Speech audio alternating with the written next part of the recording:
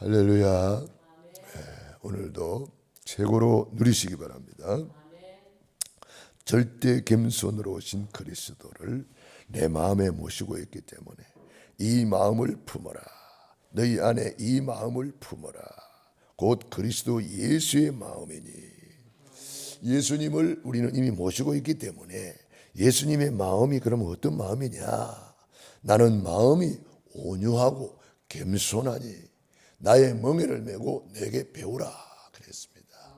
예수님은 마음이 온유하고 겸손하시대요. 그래서 나의 멍에를 메고 내게 배워라. 예수님의 마음을 배워라. 온유한 마음, 따뜻한 마음이고 말씀에 길들여진 마음입니다. 그래서 우리가 말씀을 늘 붙잡고 살아야 되겠습니다. 그리고 겸손은 말씀 앞에 무릎 꿇는 것을 말합니다. 말씀이 가는 데까지 가고 말씀이 멈추는 데 멈추고 말씀 따라 순종하며 살아가는 것이 겸손입니다. 교만한 사람은 말씀을 안 받죠. 바리새인들이 그래서 망한 거예요. 예수님이 아무리 말씀을 전해줘도 직접 전해준데도 안 받잖아요. 왜? 교만하니까. 마음이 교만하면 말씀을 못 받게 돼 있어요. 그래서 교만한 자를 주님은 물리친다 그랬습니다. 겸손한 자에게 은혜를 베푸신다 그랬고, 디모데후서 3장 2절에 보면은 말세의 특징이 교만이라 그랬습니다. 말세가 되면 사람들이 마음이 더 강팍해지고 교만해진다는 거예요. 그래서 말씀을 더 안 받고 복음 전도가 더 어려워지는 거죠. 겸손과 여호와를 경외함의 보상은 재물과 영광과 생명이니라. 잠언 22장 44절에 말하고 있습니다. 교만은 멸망의 선봉이요. 교만하면 멸망을 받는데 앞잡이가 되어버리는 교만이. 겸손은 여호와를 경외함의 보상은 재물과 영광과 생명이라 그랬습니다. 그래서 우리가 절대 겸손으로 오신 그리스도의 마음을 품어라. 이미 예수님을 우리는 모시고 있기 때문에 예수님의 마음은 온유한 마음이요 겸손한 마음이다. 나를 낮추신다 그랬습니다. 그는 근본 하나님의 본체시나 하나님과 동등됨을 취할 것을 여기지 아니하시고 오히려 자기를 비워 종의 형체를 가지사 사람들과 같이 되셨고 사람의 모양으로 나타나사 자기를 낮추시고, 나를 낮추는 것이 겸손입니다. 죽기까지 복종하셨으니 곧 십자가에 죽으심이라. 그것으로 끝이면은 그렇는데 끝이 아닙니다. 이름으로 하나님이 그를 지극히 높여 때가 되면 높여주는 거죠. 베드로전서 5장 6절에 겸손하라. 하나님의 손 아래에서 겸손하라. 때가 되면 너희를 높이시리라. 그 하나님이 때가 되니까 그를 지극히 높여 모든 이름 위에 뛰어난 이름을 주사 하늘에 있는 자들과 땅에 있는 자들과 땅 아래에 있는 자들로 모든 무릎을 예수의 이름에 꿇게 하셨다. 모든 이름을, 모든 이름 위에 뛰어난 이름, 모든 무릎이 무릎 꿇는 이름, 모든 입으로 예수 그리스도를 주라 시인하여 하나님께 영광 돌리게 하셨다. 때가 되면 하나님이 이렇게 높이는 거죠. 요셉이를 때가 되면 높였고, 다윗을 때가 되니까 높였고, 하나님이 이렇게 높이는 거죠. 모세를 때가 되니까 높입니다. 자, 우리는 그래서 하나님의 능하신 손 아래에서 우리가 절대 겸손, 그리스도의 마음을 품어라. 그래서 하나님의 이 마음은 바로 어떻게 품느냐? 말씀을 붙잡아야 된다. 말씀이 하나님이시고 말씀이 육신이 되어오셨기 때문에 말씀을 붙잡아야 된다. 하나님은 말씀을 보내가지고 우리의 고난과 어려움과 위험을 건지신다 그랬습니다. 시편 107편 20절 보세요.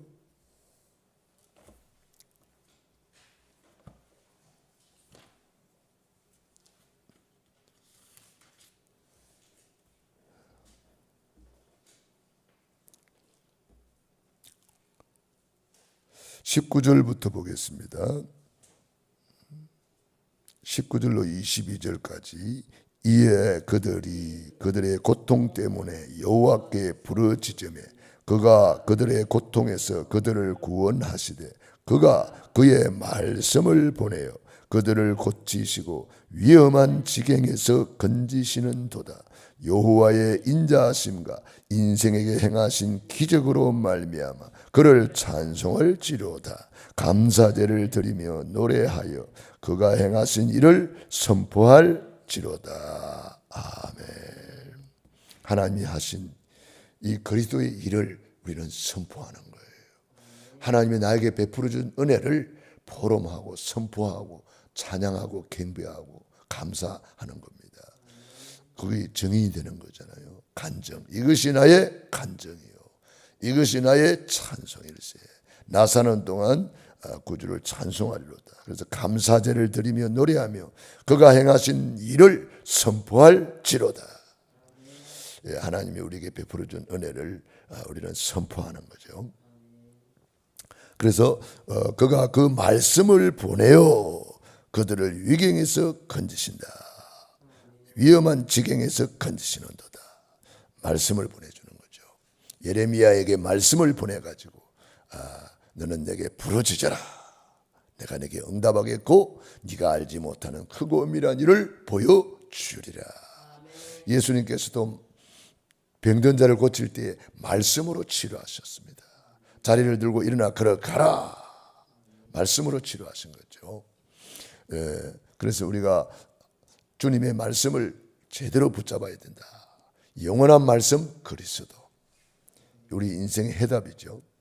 날마다 구원의 길을 걸으면서 우리는 이 말씀을 붙잡으면 됩니다. 그러면 천명무패의 삶을 살게 될 것입니다. 말씀 붙잡으면 우리는 백전백승하는 거예요. 그리고 말씀 붙잡으면 우리는 전무후무한 응답의 주역이 되는 것입니다. 말씀 붙잡은 사람들이 전부 다 이 축복을 누렸습니다. 그리고 우리는 천지개벽하는 응답을 받게 될 것입니다.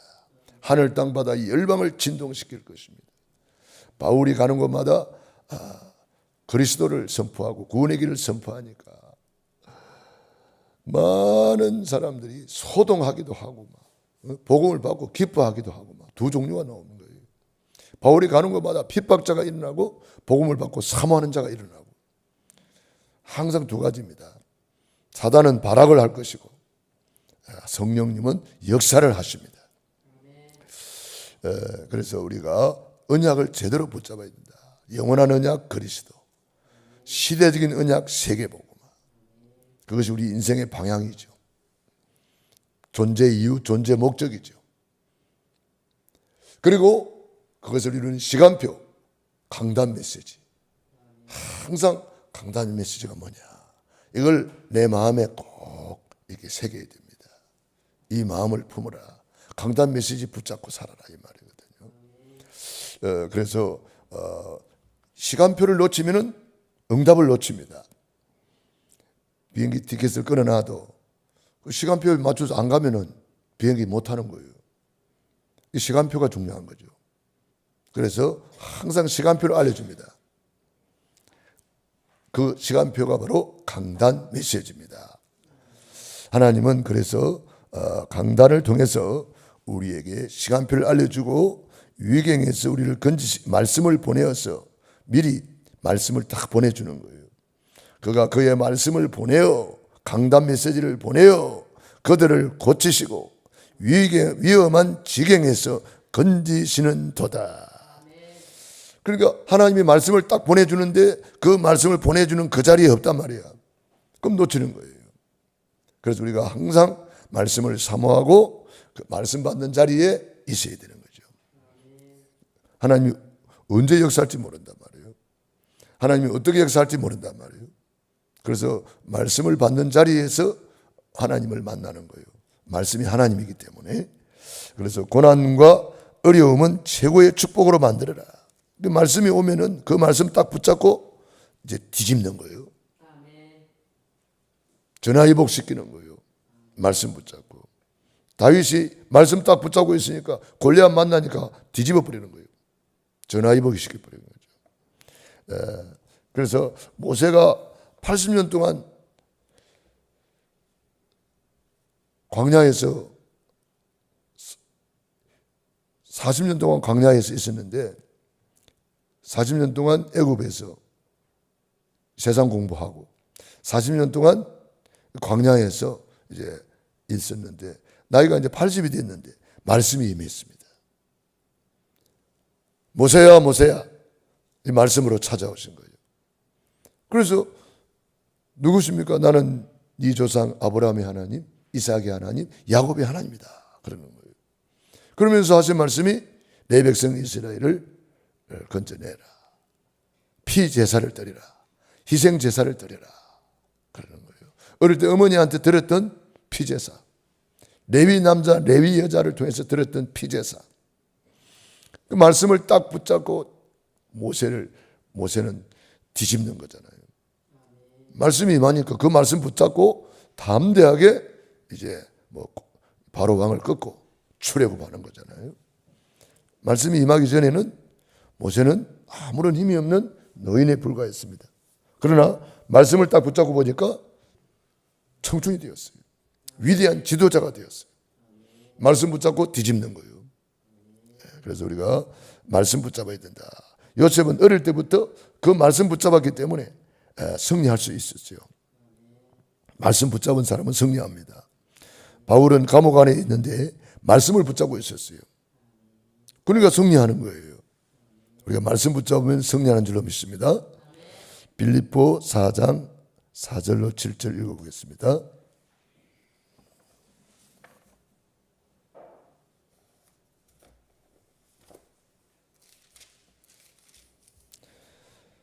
(4장 4절부터) 봅니다. 주 안에서 항상 기뻐하라. 내가 다시 말하노니 기뻐하라. 너희 관용을 모든 사람에게 알게 하라. 주께서 가까우시니라. 아무것도 염려하지 말고 다만 모든 일에 기도와 간구로 너희 구할 것을 감사함으로 하나님께 아뢰라. 그리하면 모든 제약에 뛰어난 하나님의 평강이 그리스도 예수 안에서 너희 마음과 생각을 지키시리라. 아멘. 주 안에서 항상 기뻐하라. 우리는 바울이 지금 감옥 안에 있는데 사람들은 감옥 안에 있다고 막 걱정하고 막 비난하고 막 여러 가지 이 말이 많았습니다. 그런데 바울은 나는 감옥 안에 있는 게 아니다. 주 안에 있다. 주 안에서 항상 기뻐하라. 내가 다시 말하노니 기뻐하라. 그래서 우리가 주 안에 있는 나에게 딴 근심이 있으랴. 주 안에서 우리는 항상 기뻐할 수 있다. 주 안에서 우리는 모든 것을 할 수 있느니라. 주 안에 있다는 것은 그리스도 안에 있다는 건데, 그리스도 안에 있는 그리스도의 권세, 왕권을 누리고 제사장권을 누리고 선지자권을 누리기 때문에 주 안에서 항상 기뻐할 수 있습니다. 또 기뻐하라 명령이기도 합니다. 주 안에 있는 사람은 기뻐하며 살아야 돼요. 즉 구원의 감사, 구원의 감격, 구원의 행복, 이 기쁨을 우리가 누릴 수 있어야 됩니다. 예수 믿는 사람 이상이 마음이 기쁘단 말이에요. 안 기쁘다 그러면 구원의 감사, 감격을 잊어버린 거예요. 기쁘다. 내가 구원받은 이 구원의 기쁨을 내가 가지고 있구나. 죄 사함 받은 자의 기쁨, 사단을 이기는 권세를 가진 자의 기쁨. 사단의 손에서 우리가 억눌려 살았고 늘 시달리고 살았는데 거기서 빠져나올 뿐 아니라 그걸 이기는 권세를 가졌는데 얼마나 기쁩니까? 길을 잃어가지고 어디서 왔어? 무엇 때문에 살며 어디로 가는지 모른 채 방황하던 우리 인생이 길을 찾았는데 얼마나 기쁩니까? 답을 찾았고 길을 찾았고 우리가 행복을 찾았는데 얼마나 기쁩니까? 그래서 내가 다시 말하노니 기뻐하라. 강조했습니다. 너희 관용을 모든 사람에게 알게 하라. 우리가 모든 사람에게 정말 예수님의 마음을 품고 있다는 것을 알게 하라. 온유와 겸손한 마음, 기쁨을 가지고 모든 사람에게 알게 하라. 주께서 가까우시니라. 아무것도 염려하지 말고 다만 모든 일에 기도와 간구로 너희 구할 것을 감사함으로 하나님께 아뢰라. 이 염려 근심은 불신앙이거든요. 사탄 마귀는 염려를 타고 들어와요. 일단 염려를 하면 안 됩니다. 염려를 기도로 바꿔야 되겠죠. 그래서 염려가 오거든 얼른 기도로 바꾸면 돼요. 그래서 우리 주님께 아무것도 염려하지 말고 오직 모든 일에 기도와 간구로, 다만 모든 일에 기도와 간구로 너희 구할 것을 감사함으로 하나님께 아뢰라. 우리 하나님께 아뢰기만 하면 하나님께서는 다 지각에 뛰어나시기 때문에, 하나님이 우리의 모든 안고 쓰는 것을 아시고 내 마음 생각도 아시고 모든 지각에 다 하나님은 뛰어나기 때문에 하나님의 평강이 그리스도 예수 안에서 너희 마음과 생각을 지키시리라. 그래서 우리가 이 마음과 생각이 평강으로 지킴을 받아야 되지. 이 마음과 생각이 불안, 염려, 근심으로 막 가득 차면 큰일 나는 거예요. 그래서 내 마음에 주님을 모시고 이 마음을 품어라. 그래도 예수의 마음을 품고 있으면 예수님의 평안, 예수님의 안식, 예수님의 행복, 예수님의 기쁨을 우리가 누리게 되는 줄로 믿습니다. 근데 내가 주인 되면 못 누려요. 그리스도가 주인 되면 누립니다. 그래서 이 그리스도를 붙잡고 누린 사람들이 요셉이요, 모세요, 다윗이요, 로마서 16장의 인물들이요. 이 누린 사람들이 히브리서 11장의 인물들, 이게 증인들이란 말이에요.